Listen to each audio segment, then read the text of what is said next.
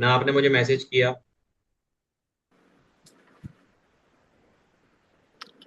किसके लिए? ये बताइए, ये सॉल्यूशन आपको नोट करने हैं? नहीं नहीं, जरूरत नहीं है। अगर मुझे होगा तो मैं आपसे कल पूछ लूंगा। और ये मेरे पास नहीं बचे कल तो।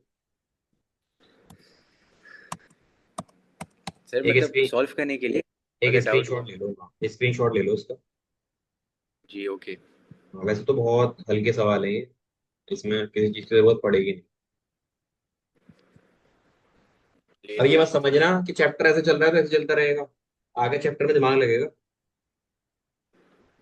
ये चैप्टर इसलिए पेज में पढ़ा है, मतलब आप जो बीच में डाला है ना इसको इसीलिए डाला है ताकि एप्लीकेशन ऑफ डेरिवेटिव से राहत मिले।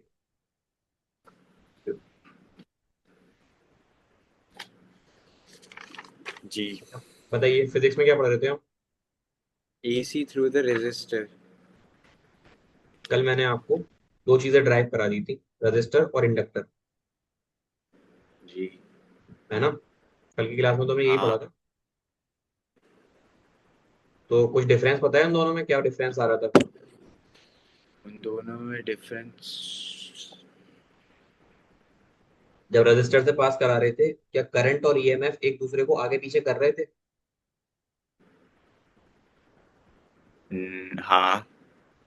यार पिटाई हो जाएगी तुम्हारी, सच बता रहा हूँ, ऑनलाइन पिटाई करूंगा। हाँ। जब आपने जब आपने रेजिस्टेंस से पास कराया था, तब कहाँ कर रहे थे? जब आपने रेजिस्टेंस से पास कराया, देखो क्या हुआ था। आपका जो आई का फॉर्मूला आया था, वो आया था I naught. Sine omega t minus pi by two, ये वाला। नहीं, साइन ओमेगा टी आया था सिर्फ, और ई आपने निकाला था तो वो आया था ई नॉट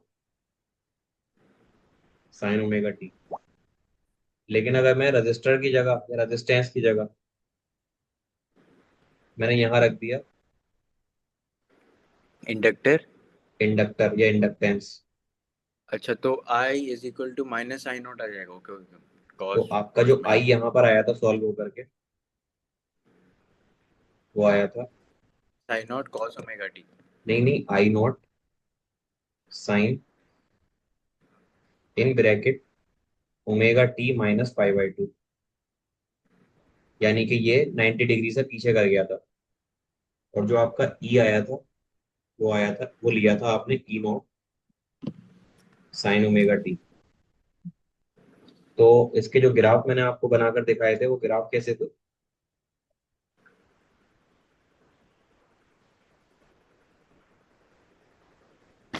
आप आई की बात करो या आप ई की बात करो, ग्राफ आपका दोनों में यहीं से स्टार्ट होगा।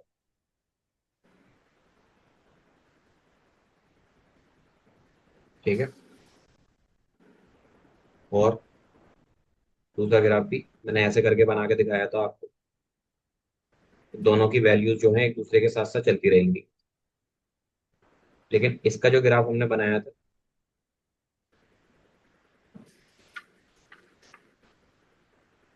वो ग्राफ में आपका जो ई था, वो तो ऐसे चलेगा। ये तो आपका ईएमएफ है। लेकिन जो आपका करंट था ना, 90 डिग्री माइनस होने की वजह से, तो यहाँ से ओरिजिनेट होगा।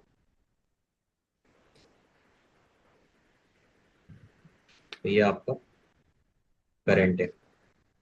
यहाँ पर आपका ई और ईएमएफ और आई दोनों एक साथ थे। यहाँ पर ये लैग कर गया। लैग कितने से करा है? एक एंगल होता है यहाँ पर पाई बाई टू, कितने डिग्री से ये लैग करा है? आ रही है बात समझ में? जी। अब मैंने इसके बारे में आपको पूरी थ्योरी लिखाई थी, तो कल के नोट्स पे चलता हूँ पहले। अगर पता तो हो आपको क्या पढ़ा था। ये तो मैंने फरहान को पढ़ाया था। देखो, ये था हमारे कल के नोट्स। पेयर नहीं किए ना ये भी? नो। एक बार ओवरव्यू कर लीजिए। जी। एक ग्राफ अलग बनाया है मैंने, दूसरा ग्राफ नीचे से बनाया है। फिर मैंने इन दोनों को मैंने नीचे का, इन कॉस नहीं थीटा नहीं, के लिए। फिर मैंने cos थीटा के लिए तो आपको बताया था कि ग्राफ ऐसा इसलिए बनेगा। फिर मैंने इसको हम्म। बताया था आपको यहाँ पर पीछे ला करके कि इस तरीके से बनेगा ग्राफ। ये पूरी चीजें लिखाई थी। फिर मैंने इसकी वैल्यू लिखाई थी। इस वैल्यू के बाद में मैंने आपको लिखाया था कि डीसी कंडक्टर से जब पास करेंगे तो क्या होगा। ठीक है। ओके। ये पूरा मैंने आपको लिखाया था यहाँ तक।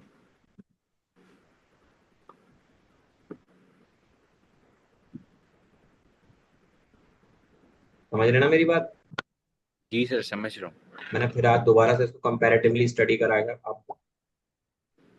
तो हम अब अपने अगले टॉपिक की तरफ चलेंगे। आपके पास रफ कॉपी तो होगी ना एटलीस्ट। A4 साइज पेपर है। हाँ, पेपर ले लो और जरा साथ के साथ करते चलना। मतलब जो आपको काम मैंने भेजा था कल, कल वर्क भी तो भेजा था। वर्क, हाँ भेजा भेजा था आपने। फिर कल वो भी नहीं किया वो अभी। नहीं, ठीक है। आज कर लूँगा।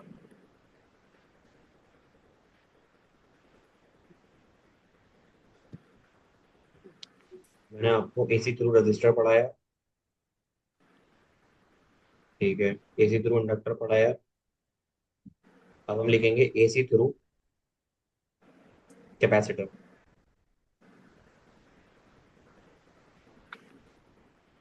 क्या लिखेंगे थर्ड नंबर पर। AC through capacitor. AC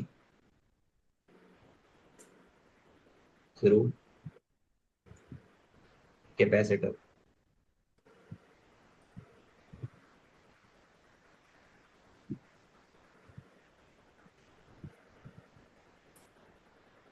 capacitor जानते हैं आप क्या होता है। ये आपकी एसी सप्लाई है। आपने इससे इस बार किसको कनेक्ट कर दिया, एक कैपेसिटर को कनेक्ट कर दिया। ये मत कहना कैपेसिटर नहीं पता सर। इसको सी पता से देखो। है। इसको सी से दिखाते हैं। ये क्या है आपका, यहाँ से करंट जाएगा और ये आपकी अल्टरनेटिंग करंट की सप्लाई है। इसको आप ईएमएफ बोल सकते हैं। इसको हम एप्सिलॉन से दिखाते हैं या ई से भी दिखाते हैं। ठीक है।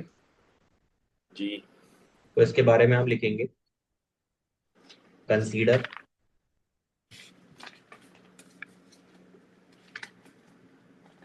That a capacitor is connected to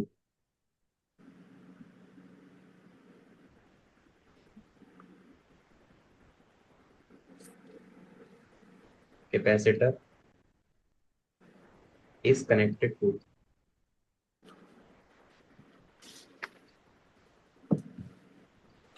the source of an alternating EMF. Source of an alternating EMF. ठीक है। जी सर। हर बार हम ईएमएफ जो लेते हैं उस ईएमएफ की वैल्यू लिखते हैं। वो जो ईएमएफ होगा वो होगा ई नॉट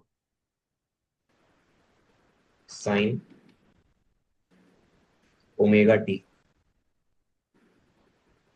यही होगा। हाँ जी। क्लियर है। जी। अब अगर मैं इंस्टेंटेनियस वैल्यू की तरफ आऊं कैपेसिटर की, तो यहाँ पर आप लिखिएगा नेक्स्ट लाइन में, the instantaneous EMF due to source. Instantaneous EMF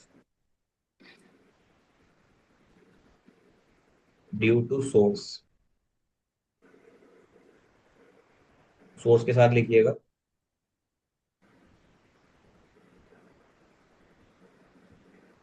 इसी को हम बोलेंगे instantaneous potential difference across the capacitor.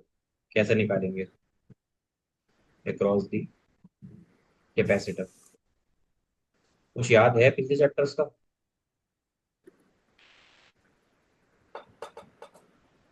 या नहीं। नो।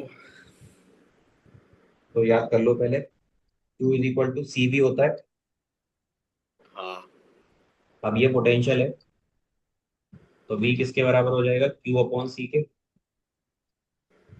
जी। तो यहाँ पर अगर आप इंस्टेंटेनियस फोर्स की बात कर रहे हो, तो आपको ईएमएफ निकालना है, और ईएमएफ की वैल्यू कितनी होगी, वो होगी जितना चार्ज दिया अपना कैपेसिटर। यानी कि ये जो आपने सोर्स कनेक्ट करा है, इसकी वैल्यू है C, इसको आप ईएमएफ दे रहे हो किसकी फॉर्म में, एप्सिलॉन की फॉर्म में। तो इसमें करंट जाने की जगह मैं मान लूंगा कि यहाँ से चार्ज जा रहा है अभी के लिए, मान सकता हूँ। मान सकते हैं सर। मान सकते हैं, तो मुझे बताएंगे आप Q किसके बराबर हो जाएगा। क्यू बराबर हो जाएगा ई अपॉन ई इंटू सी। E इंटू सी के, ठीक है। अब ये वैल्यू आप मानिएगा कि ये कांस्टेंट वैल्यू है, क्योंकि ये चेंज नहीं होगा, ठीक है। जी। अब अगर ये कांस्टेंट वैल्यू है, क्या होगा, आपका जो आई होता है वो कैसे लिखते हैं, जो करंट लिखते हैं वो ऐसे लिखते हैं, DQ अपॉन DT, हाँ। लिखते हैं, ठीक है। तो आई की जगह तो आई हो जाएगा DQ। अब ये Q तो मेरे पास मुझे पता नहीं है, तो अभी मैंने इसको कांस्टेंट ले लिया, लेकिन मैं इसको D/dt लिखूंगा, और Q की जगह जी लिखूंगा एप्सिलॉन इंटू सी, लिख सकता हूँ। लिख सकते हैं।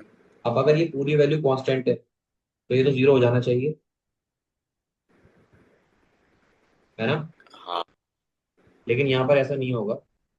एक काम करो, कांस्टेंट अभी मत दो, अभी के लिए इसको कांस्टेंट नहीं लो। यहाँ पर Q is equal to E C ले लो, तो यहाँ पर ये हो जाएगा E0 sine omega t into C, ये लिख सकता हूँ। जी लिख सकते हैं।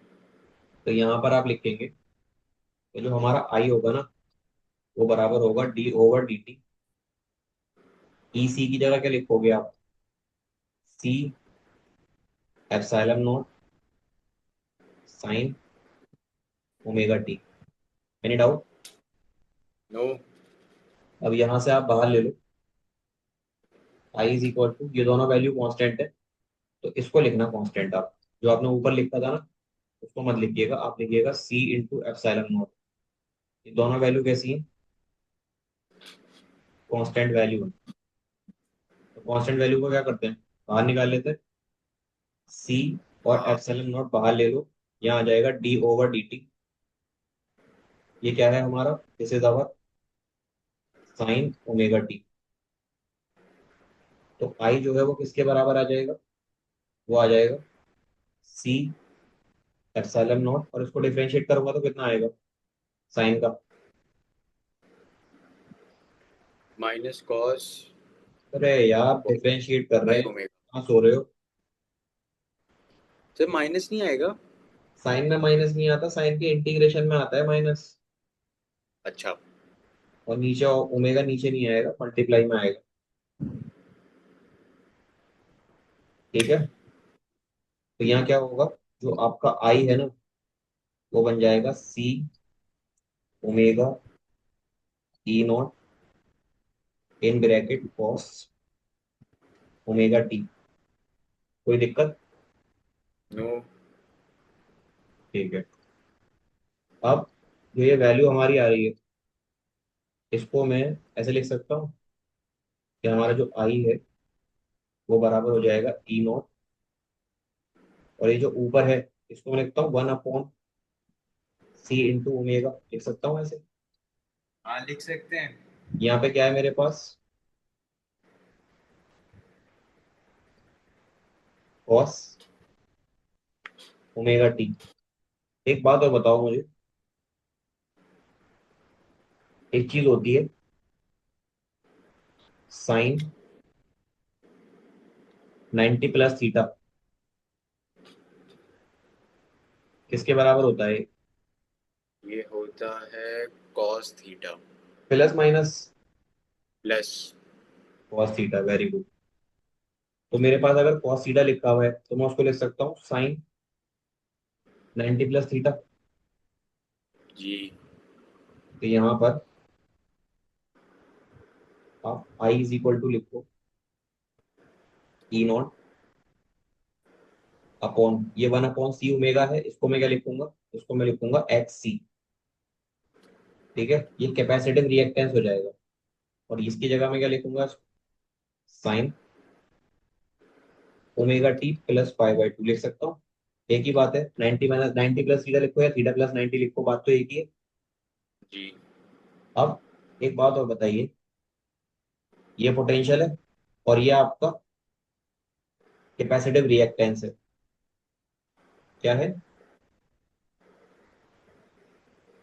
Capacitive reactance. बेसिकली ये रेजिस्टेंस का ही काम करता है।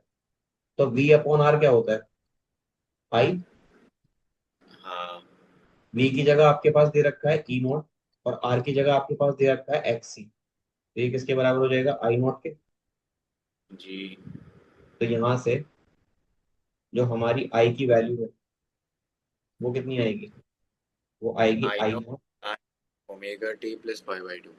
Sign omega t plus pi by 2।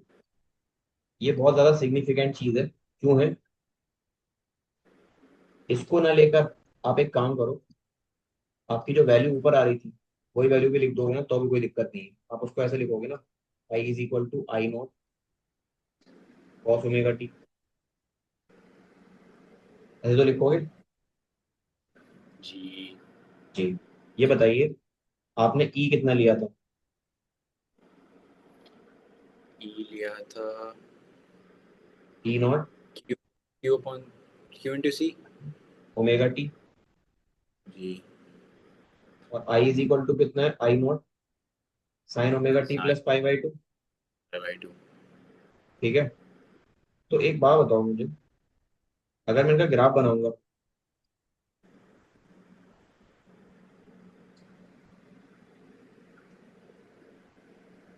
तो आपने एक चीज देखी कि जो ईएमएफ का ग्राफ है वो तो यही होगा ना, T not sine omega T के बराबर।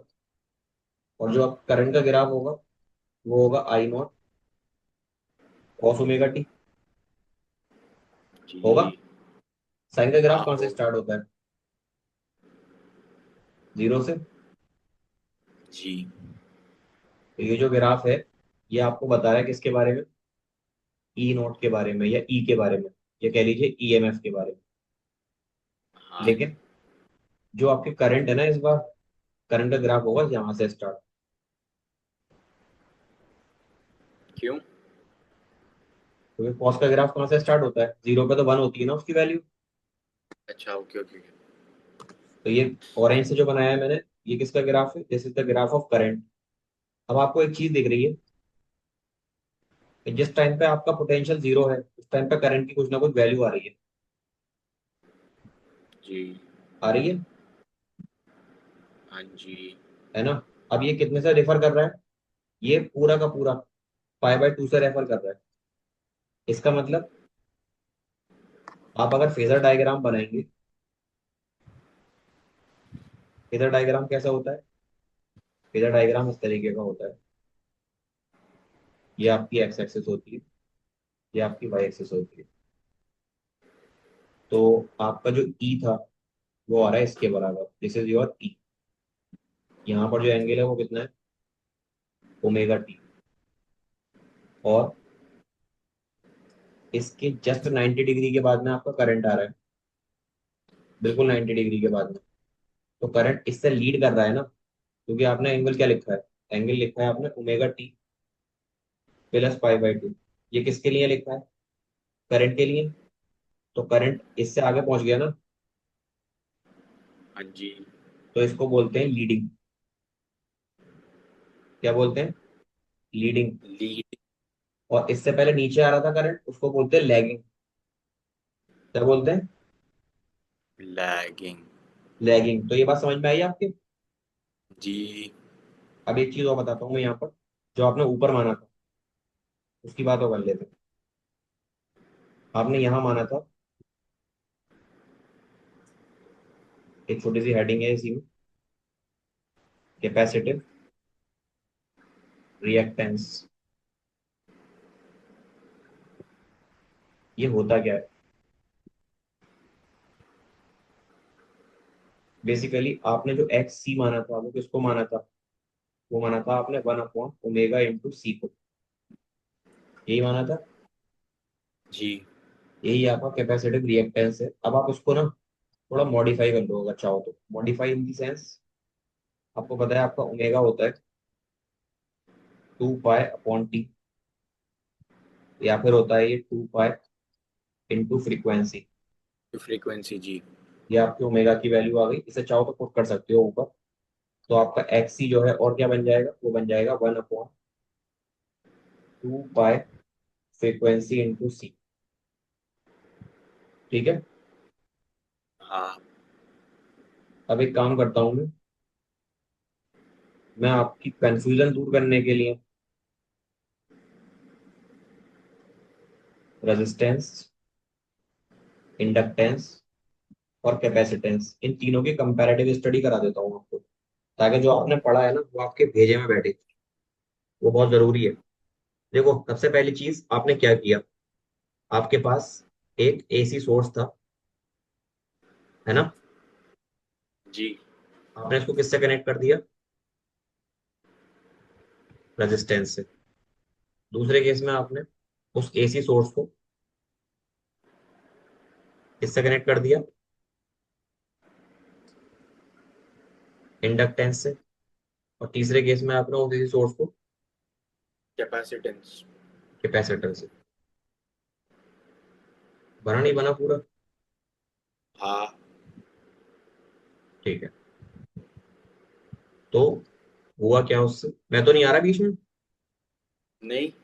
सी, एल और ये हमारा आर, इनमें एक चीज तीनों में कॉमन थी, current I,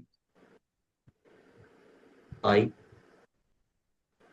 I, EMF, EMF, EMF, और ई से भी दिखा सकते हो। तो आपने सबसे पहली चीज यहाँ पर ईएमएफ तीनों में क्या लिया? इसमें आपने ईएमएफ लिया E0 sin ω t। इसमें आपने ईएमएफ लिया E = E0 sin ω t। इसमें आपने ईएमएफ लिया E = E0 sin ω t। फिर आपने ड्राइव किया, डेरिवेशन करने के बाद आपके करंट आए। तो करंट की वैल्यू इसके लिए क्या आई? E0 sin ω t ही आई। लेकिन इसमें क्या हुआ, इसमें जो आपका करंट आया था वो आया ई था naught I0। Sine omega t plus पाई/2। प्लस नहीं आया था, इंडक्टर के केस में आया था ω t - π/2। और इस केस में जो आपने करंट निकाला था उसमें आया था प्लस।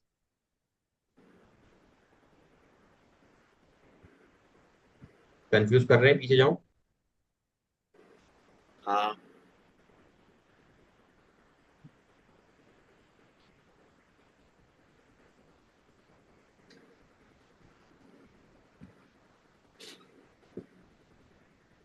देखो, ये रहा मेरा इंडक्टर। ये देखो साइन की वैल्यू, I = I0 ω t - π/2। जी। बढ़ू आगे। जी बढ़िए।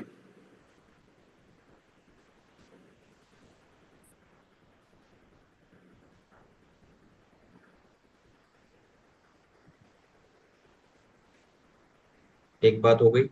दूसरी बात, यहाँ पर जो आपका एक्स आर यानी कि रेजिस्टिव रेजिस्टेंस होता है उसकी वैल्यू डायरेक्ट आर के बराबर ही होती है। लेकिन यहाँ पर एक्स आर नहीं होता, वो होता है एक्सएल। और एक्सएल होता है आपका ω × एल के बराबर। और यहाँ पर होता है एक्स सी। एक्स सी किसके बराबर है? 1/ω × सी के। ठीक है। जी। तीसरे के बाद चौथे नंबर की बात। चौथे नंबर की बात है इसका ग्राफ।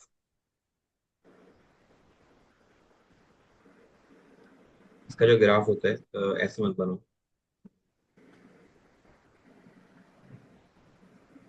पूरा ग्राफ बनाते हैं।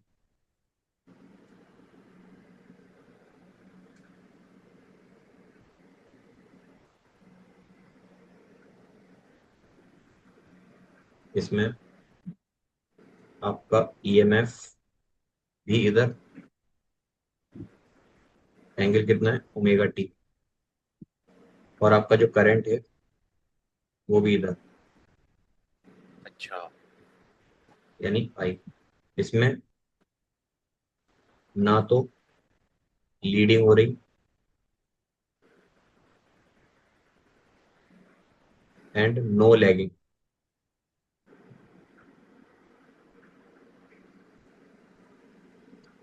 अब आ जाते हैं इसमें,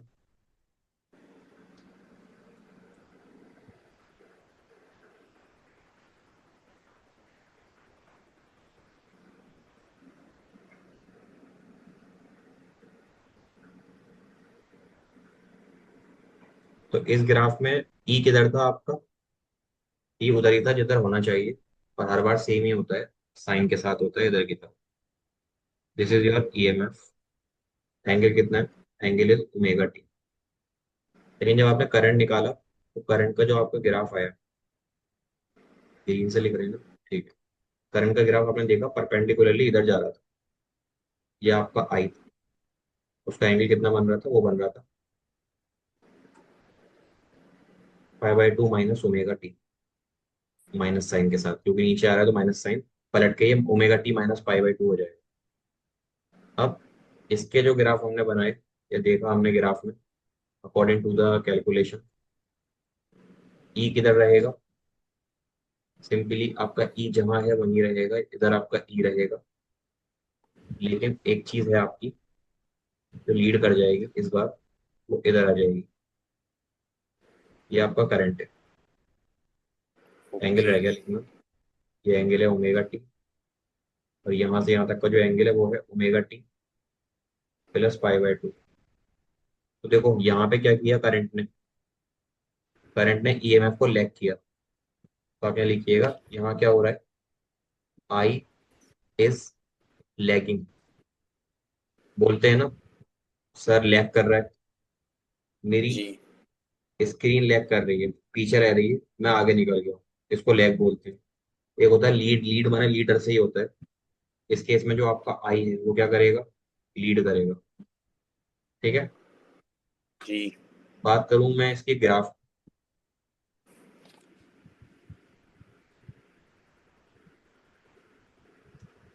एक इसका ग्राफ होगा, एक इसका ग्राफ होगा,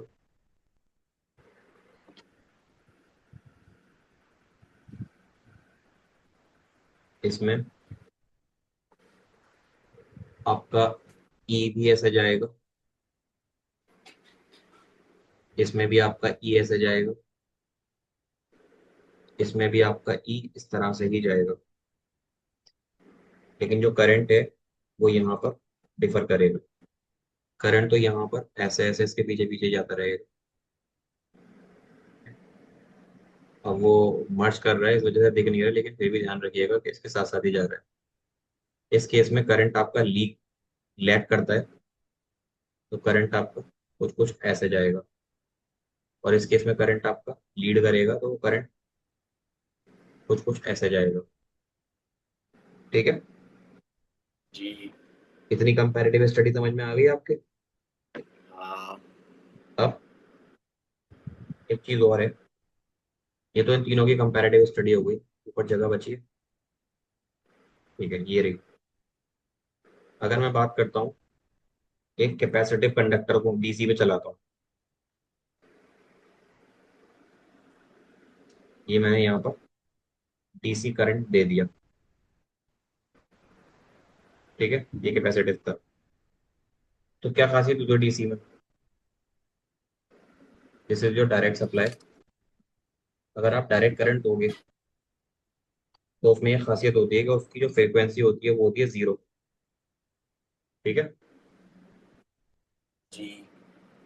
तो आप अगर एक्सी निकालोगे यहाँ से तो वो हो जाएगा 1/2 पाई इंटू जीरो इंटू सी, यानी कि हो जाएगा 1/0। तो आपकी एक्सी की वैल्यू कितनी आ जाएगी, इन्फिनिटी, यानी कि जो आपका कैपेसिटिव रिएक्टेंस होगा वो बहुत ज्यादा हो जाएगा। इसकी वजह से क्या होगा मालूम है, इसकी वजह से होगा जो आपका कैपेसिटर आपने लगाया है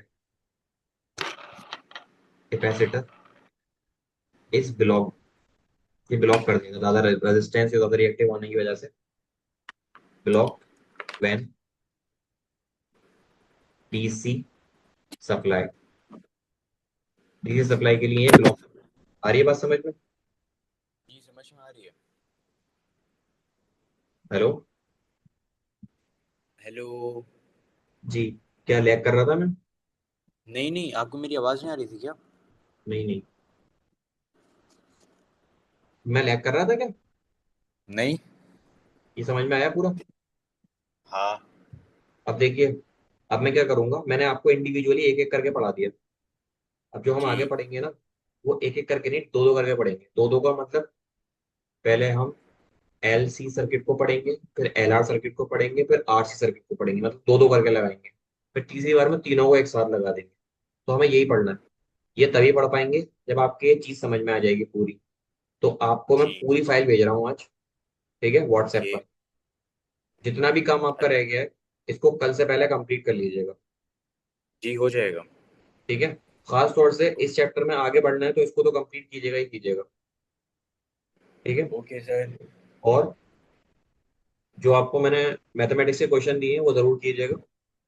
जी। थर्ड थिंग इज कि अभी मैं अगर कुछ पोर्शन शुरू करता हूँ तो वो 5 मिनट में तो नहीं हो पाएगा, काफी बड़ा टॉपिक है। हम्म। इसलिए हम अगली क्लास में स्टार्ट करेंगे, ठीक है। ओके। और अगर ये समझ में नहीं आया हो या इससे पहले वाली कैलकुलेशन समझ में नहीं आई हो तो मुझे बताइएगा। जी ओके, मैं आपको बता दूंगा अगर डाउट हुआ। जी। और एक दो बातें और लिखिए मेरी। जी। चैप्टर नंबर 3 जो हमने पढ़ा है, हाँ। उसमें कौन कौन से टॉपिक पढ़ लिए हैं, कौन कौन से टॉपिक पढ़ने से रह गए हैं, एक बार क्रॉस चेक कीजिएगा। ऐसे टॉपिक मिलते हैं ना कि ये टॉपिक है इस चैप्टर में हमें पढ़ने के लिए, अच्छा। तो आप एक बार क्रॉस चेक कीजिएगा। आज नहीं, संडे तक कर लीजिएगा। फिलहाल जो काम आपको ओके। दिया है ना, आप उसी को कीजिएगा। जी सर। और ओके। 1 मिनट रुकिए, मैं आपको व्हाट्सएप करता हूँ फाइल अभी, उसके बाद जाइएगा। मेरा ये दिख तो नहीं रहा स्क्रीन पे व्हाट्सएप जो आ रहा है? नहीं, बस आपका वो ब्लैक स्क्रीन दिख रहा था।